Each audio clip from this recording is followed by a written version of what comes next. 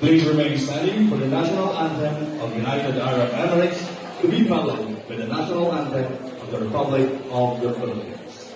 By Ms. Nora Manalas.